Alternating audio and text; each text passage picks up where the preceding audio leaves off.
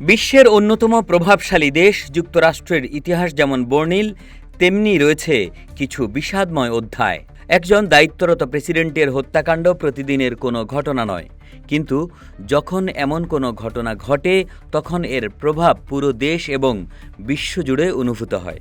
এমনকি এর প্রভাব কয়েক দশক ধরে বজায় থাকে।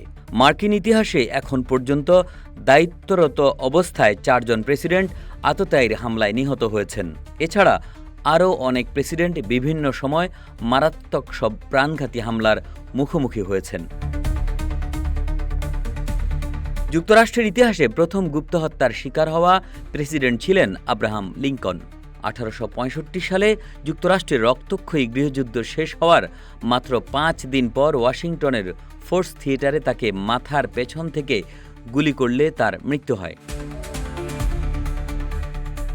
1881 সালের 2 জুলাই ওয়াশিংটন ডিসির একটি ট্রেন স্টেশনে আততায়ীর হাতে গুলিবিদ্ধ হন প্রেসিডেন্ট জেমস গারফিল্ড। দীর্ঘ 2 মাস চিকিৎসাধীন থাকার পর 1881 সালের 19 সেপ্টেম্বর তিনি মারা যান। 1901 সালের 6 সেপ্টেম্বর নিউ ইয়র্কের বাফেলোতে আততায়ীর হাতে নিহত হন প্রেসিডেন্ট উইলিয়াম ম্যাককিনলে।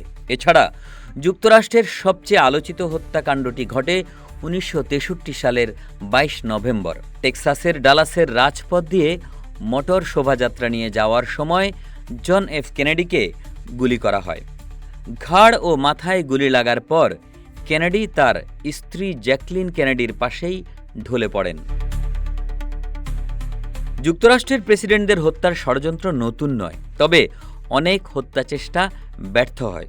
1935 সালে একজন আততায়ী খুব কাছ থেকে জ্যাকসনকে গুলি করার চেষ্টা করেছিল, কিন্তু তার 2টি পিস্তলই লক্ষ্যভ্রষ্ট হয়, গুলি বের হয়নি। 1912 সালে তৃতীয় মেয়াদের নির্বাচনী প্রচারণার সময় রুজভেল্টের বুকে গুলি করা হয়েছিল। আহত হলেও তিনি এ ঘটনায় প্রাণে বেঁচে গেছেন। 1950 সালে ট্রুম্যান ব্লেয়ারকে হত্যার চেষ্টা করা হয়। নিরাপত্তারক্ষীদের পাল্টা হামলায় একজন আততায়ী নিহত হয় এবং অন্যজনকে গ্রেপ্তার করা হয়। 1975 সালে মাত্র 17 দিনের ব্যবধানে ফোর্ডকে হত্যার 2টি পৃথক প্রচেষ্টা চালানো হয়েছিল, কিন্তু দুবারই তিনি বেঁচে যান। সর্বশেষ 2026 সালের 25 এপ্রিল রাতে হিলটনে সাংবাদিকদের নৈশভোজ অনুষ্ঠানে গুলির ঘটনা ঘটে।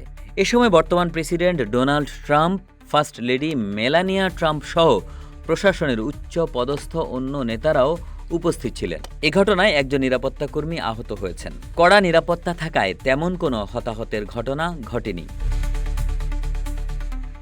এর আগে ডোনাল্ড ট্রাম্প 2024 সালের জুলাই মাসে পেনসিলভেনিয়ার বাটলার এবং সেপ্টেম্বর মাসে ফ্লোরিডার ওয়েস্ট পাম বিচে হত্যা চেষ্টা থেকে বেঁচে গিয়েছেন।